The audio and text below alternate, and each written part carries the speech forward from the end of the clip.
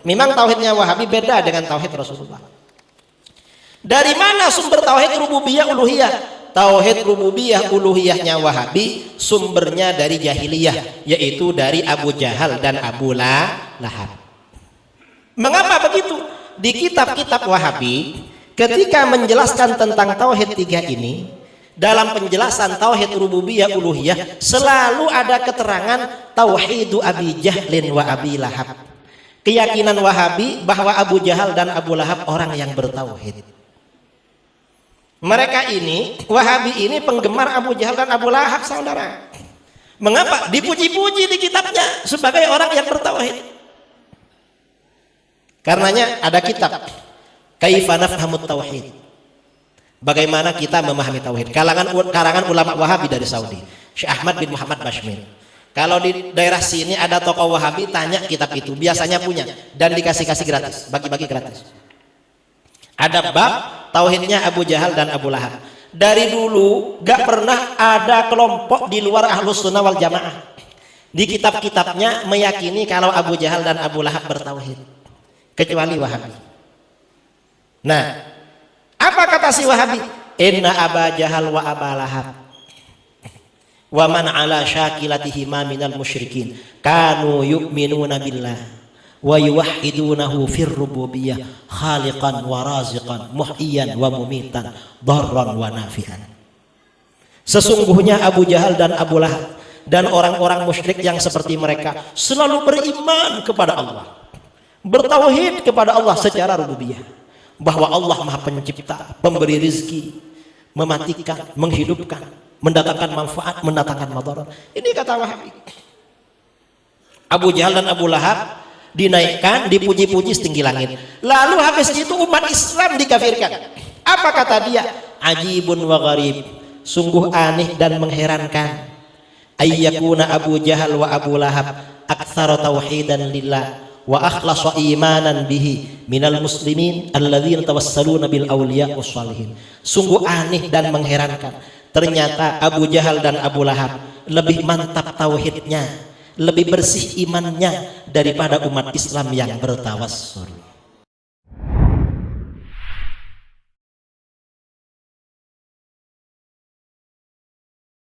Pegangan Muhammad bin Abdul Wahab. Satu, berkaitan dengan tauhid. Saya akan ulaskan sedikit tentang tauhid rububiyah, uluhiyah, al-asma' was sifat. Pandangan beliau berkaitan dengan bid'ah ataupun pandangan Wahabi berkaitan dengan bid'ah, dan juga tentang mazhab. Sebab tadi serangan terus disebutkan tentang mazhab. Baik. Tentang tauhid tiga. Soalan kita yang pertama, apakah ada keluasan untuk nak bahagikan tauhid kepada tauhid tiga ataupun tidak?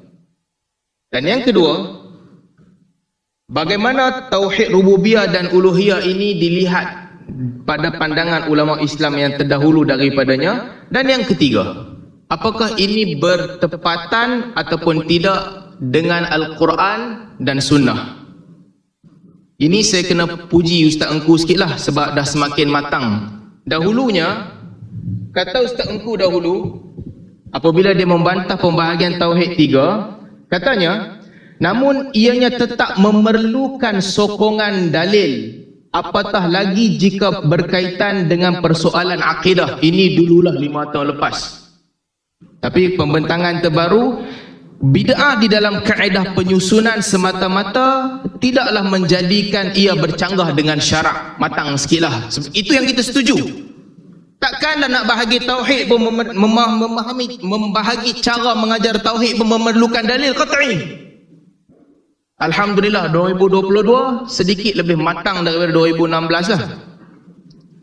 Seterusnya disebutkan di situ, ini masih lagi 2016 dulu, ketika dalam mood untuk menyerang tauhid tiga secara tidak matang, katanya ini seolah-olah kita bagi gambaran seolah-olah Allah masih belum lagi menyempurnakan agama. Allah masih belum menyempurnakan agama melalui wahyu kepada Rasul. Kemudian datang Syekh Ibn Taymiyah dan Muhammad bin Abdul Wahab membahagikan tauhid kepada tiga untuk menyempurnakan agama Islam. Kononnya nak kata tak boleh bahagi tiga.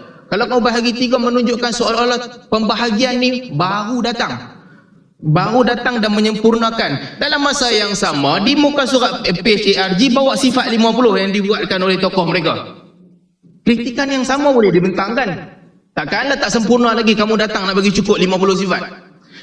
Ceritanya mudah begini. Pembahagian 20 ke, 50 ke, 3 ke, ini pembahagian masing-masing. Sekiranya ia membawa kepada jalan, kepada matlamat memahami tauhid, itu telah memadai. Saya bersetuju dengan Ustaz Engku tahun 2022. Dan saya bersetuju dengan Ustaz Engku juga, pandangan beliau pada tahun 2016 itu kebudak-budakan dan tidak matang. Pembahagian is okey. Seterusnya, ada sebahagian yang membantah. Ini disebutkan dalam sebahagian daripada pembentangan Kiai Idrus Ramli. Ilah dan Rabb ini membawa maksud yang saling sama. Maksudnya sama, interchangeable. Tak boleh bagi nama rububiyah dan uluhiyah. Sekali lagi, kita bukan bincang pasal istilah tu. Ulama bukan bincang tentang istilah itu, tetapi tentang intipati untuk mengajarkan tauhid. Yang dikritik itu Ibnu Taimiyah pun tahu, Muhammad bin Abdul Wahab pun tahu, kalau istilah ilah dan Rabb digunakan dalam konteks yang menyendiri, mungkin membawa maksud yang selainnya. Ilah membawa maksud Rabb, Rabb membawa maksud ilah, itu biasa. Kalau ditanya dalam kubur man rabbuka, artinya siapa Tuhan yang kamu sembah? Itu biasa. Tapi kalau letak konteks yang sama, qul a'udzu birabbin nas, ada ilahin nas, maksudnya berbeza. Katakanlah aku berlindung dengan rabbin nas, ilahin nas. Kalau diletak sekali, artinya ada maksud yang menjadikan dua perkataan itu special, maksud yang special. Ala kulli hal, tentang pembahagian bahasa ini tidak ada masalah. Walaupun ada tokoh cuba membesarkan bercerita, membesarkan perbezaan ini. Tentang pembahagian ini telah diakui sendiri oleh tokoh Wahabi Muhammad bin Abdul Wahab dan orang yang diidolakannya Ibnu Taimiyah, bahawa tidak ada masalah dan mereka sedia maklum tentang perbezaan perkataan ini digunakan interchangeable. Seterusnya, tauhid rububiyah. Ini penting. Kenapa penting? Ini bukan tentang Wahabi dan Ahli Sunnah wal Jamaah ataupun Wahabi dan Asy'ariyah. Ini Wahabi dan Aswaja. Maksud saya Aswaja ni bukan Asy'ariyah, Aswaja ni aliran ni lah. Apa bezanya? Rububiyah. Okey, rububiyah mempercayai bahawa Allah adalah pencipta. Allah adalah pentadbir. Allah adalah pengatur. Kepercayaan ini ada pada zaman jahiliyah. Nama Abdullah tu bukan baru tau. Bukan Nabi dah lahir baru ada. Zaman jahiliyah lagi dah ada nama Abdullah. Zaman jahiliyah lagi, mereka dah pergi tawaf dan ucap talbiyah. Mereka dah kata labbaik Allahumma labbaik, labbaik la syarika illa syarika lak, tamlikuhu wa ma malak. Daripada ucap zaman tu dah, kami menyahut seruanmu wahai Allah, kami datang kepadamu ya Allah, tidak ada sekutu bagimu melainkan sekutu yang engkau punya dan engkau miliki dia dan juga dia segala yang dimilikinya. I'tiqad ini dah ada dah. Di zaman jahiliyah lagi mereka percaya. Fa idza rakibu fil fulki da'u Allah mukhlishina lahuddin. Apabila mereka menaiki lautan di atas kapal, mereka akan doa minta sungguh-sungguh kepada Allah. Lepas itu bila mereka tenang, mereka relax daripada doa dah. Ini i'tiqad daripada zaman jahiliyah. Nabi perang dengan Abu Jahal, Abu Jahal minta doa kepada Allah Ta'ala untuk menangkan dia. Tahu, Abu Jahal minta kepada Allah Ta'ala.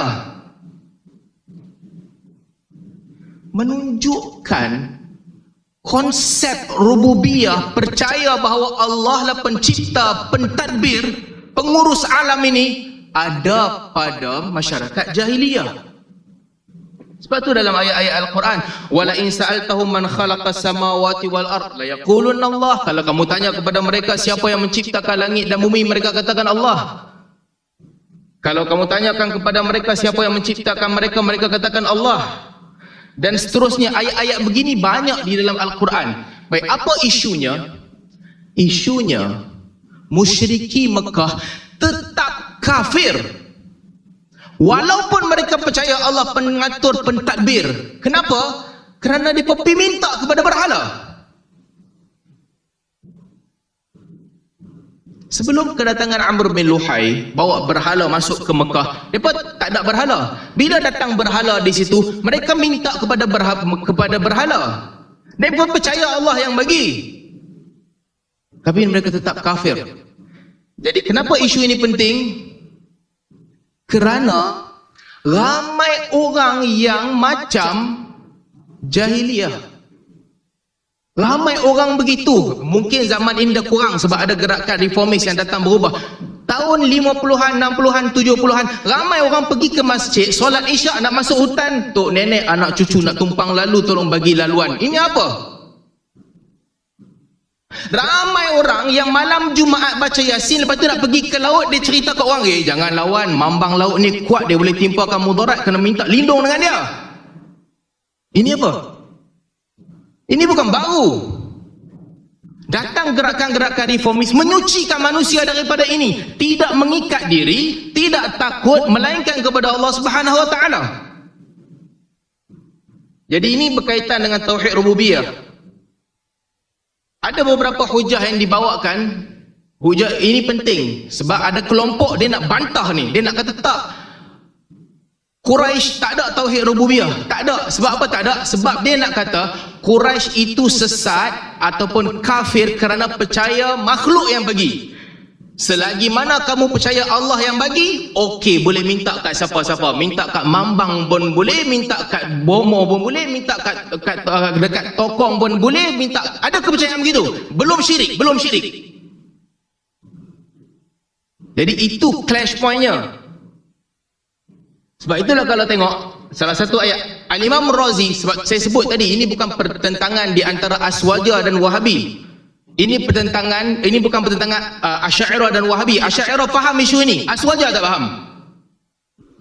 Imam Asy'ariyah Ar-Razi apabila mentafsirkan inna qulu illa i'taraka ba'du alihatina bisu qala inni ushhidullah wa ashhadu anni bari'um mimma tusyrikun. Apabila kaum Nabi Hud mereka mengatakan illa taraka ba'du alihatina bisu, yang kami lihat ni Hud, engkau ni hanya ditimpakan keburukan oleh Tuhan kami. Ada orang kata maksudnya depa ni depa percaya berhala lah. Depa percaya berhala yang berkuasa penuh. Tak semestinya. Pengikut Nazim Haqqani, berapa ramai di antara mereka yang disebut Nazim Haqqani sebut bila masuk ke tengah laut minta tolong dengan wali. Dia kata Allah bagi. Sebab tu Al-Imam Razi bila dia ulaskan ayat sebelumnya, qalu yahud ma ji'tana bibayinatin wa ma nahnu bitariki alihatina an qaulika wa ma nahnu laka bimu'minin.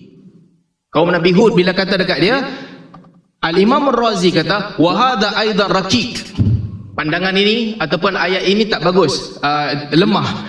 Li'annahum kanu ya'tarifuna bi anna an-nafi' wad-dar huwa Allah Ta'ala. Kerana mereka ini meyakini bahawa yang memberi manfaat dan mudarat adalah Allah Subhanahu Wa Ta'ala. Sehingga akhir ayat tu kita boleh baca kemudian. Artinya Imam Asy'ariyah Ar-Razi bila mentafsirkan ayat ni, beliau iktiraf dan tahu ini bukan bererti kaum Nabi Hud ni tak percaya bahawa Allah yang bagi. Mereka tetap percaya Allah yang bagi, tapi mereka tetap syirik kerana mereka pergi minta kepada makhluk, dan mereka percaya bahawa makhluk itu memberi, dia boleh bagi dengan izin Allah Subhanahu Wa Ta'ala. Wala tasubbul ladzina yad'una min dunillah fayasubbullaha adwan bighairi ilm. Ar-Razi bila mentafsirkan ayat ini katanya, kami telah sebutkan sebelum ini bahawa mereka berikrar dengan kewujudan Allah, maka mustahillah bagi mereka nak memaki Allah. Maka Ar-Razi bagi apa pembahagian, mungkin ini kafir lain yang mana mereka ini dahriyah, ataupun mereka berniat nak maki Nabi sahaja, ataupun mereka ini nak maki Tuhan kepada Nabi SAW, bukan Allah Ta'ala. Maksudnya apa? Ar-Razi sentiasa menekankan walaupun ada ayat ni, ia tidak menafikan i'tiqad Quraisy yang mana mereka percaya bahawa Allah Tuhan, Allah bagi, tapi mereka tetap sesat. At-Tabari bawa banyak tafsiran, wama yu'minu aktsaruhum billah illa wa hum musyrikun. Kata Qatadah, innaka lasta talqi ahada minhum illa anba'aka anna Allah rabbah wa huwa alladhi khalaqa wa razaqah. Kamu takkan jumpa seorang pun di kalangan Quraisy. Ini kata apa ni? Qatadah kata, melainkan mereka akan kata bahawa Allah lah yang mencipta mereka dan bagi rezeki kepada mereka. Walaupun begitu, wa huwa musyrik fi ibadatihi, mereka tetap musyrik pada ibadat kepada selain Allah, walaupun mereka percaya Allah yang bagi rezeki. Dan demikian juga daripada Mujahid. Saya nak teruskan sebab masa kita tak banyak. Sebab itu bila timbul soalan, Wahabi kata Abu Jahal bertauhid. Tolong lihat dalam konteks. Abu Jahal kafir masuk neraka. Tapi apakah dia faham bahawa Allah Subhanahu Wa Taala yang menciptakan, mentadbirkan, menghidupkan, mematikan? Iya. Adakah dia mukmin? Dia tak mukmin. Dia masuk neraka. Boleh tak kita kata dalam bab ni dia betul, bab lain dia salah? Boleh. Berapa banyak asar-asar salaf yang kata kami boleh meriwayatkan perkataan Yahudi dan Nasrani, tapi kami tidak akan sekali-kali meriwayatkan perkataan Jahmiyah. Tuan-tuan juga pernah jumpa perkataan Imam Malik, Yahudi dan Nasrani lebih baik daripada Rafidhah dalam beberapa bab. Ini masuk dalam bab yang sama.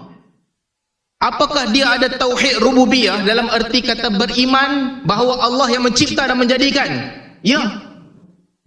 Apakah keimanan itu sempurna betul sepenuhnya? Tidak. Ada hak-hak Allah yang mereka tak berikan. Tetapi balik kepada perkataan Mujahid, Qatadah dan sebagainya, ini ada pada mereka. Kalau kamu tanya mereka siapa yang menciptakan dan memberi rezeki kepada mereka, mereka akan kata Allah Ta'ala. Jadi ini nak menjawab soalan. Ada orang kata, macam mana Wahabi boleh kata, Muhammad bin Abdul Wahab atau pengikutnya boleh kata musyrikin ada tauhid rububiyah? Ya, mereka percaya itu kuasa Allah, tapi mereka tetap kafir kerana mereka telah menyembah selain daripada Allah Subhanahu Wa Taala. Baik, saya nak cerita tentang budaya, nak bagi faham tentang budaya. Pada zaman Muhammad bin Abdul Wahab, ini bukan Wahabi yang cerita, ini rekod kerajaan Uthmaniyah yang dikumpulkan oleh Muhammad Kamil bin Nu'man. Dia ni dihantar oleh kerajaan Uthmaniyah untuk merekod keadaan dakwah Wahabiyah dan kedudukan penduduk Mekah pada ketika itu. Apa katanya? Ini rekod, bukan rekod pertengahan ni, bukan Wahabi. Dia kata budaya di zaman itu, kalau tuan boleh rekod balik, ini ada cetakannya. Di zaman itu kalau orang hilang kambing, dia kata ya Sa'ad. Kalau orang hilang unta, dia kata ya Sa'ad, kembalikan unta aku. Sampai Muhammad bin Abdul Wahab kena pergi ke orang tu tanya, Sa'ad ni siapa? Sa'ad mati dah dalam kubur. Muhammad bin Abdul Wahab kena pergi cakap ke dia, apa sebab hang tak meminta kepada Tuhan Sa'ad? This is the culture zaman tu. Budaya zaman tu di tempat Muhammad bin Abdul Wahab dan tersebar di Jaziratul Arab, khurafat minta kepada makhluk, istighatsatu bil makhluk menjadi budaya sehingga orang tak minta kepada Allah Subhanahu Wa Taala. Ini rekod Uthmani. Dan juga perkara yang sama disebutkan oleh dalam Durar Saniyah, ditulis oleh anak kepada Muhammad bin Abdul Wahab. Dalam risalah Muhammad bin Abdul Wahab katanya, musyriki zamanina yad'una unathan la yuwazinuna Isa wal malaikah.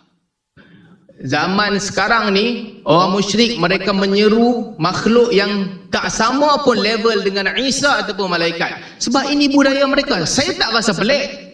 Di tempat kita pun 30-40 tahun dahulu budayanya sama. Budayanya sama. Orang boleh mendirikan solat, dalam masa yang sama orang boleh pergi minta kepada mambang-mambang. Ini budaya yang berlaku. Maka disitulah dia datang dan membawa berdakwah tauhidnya. Baik.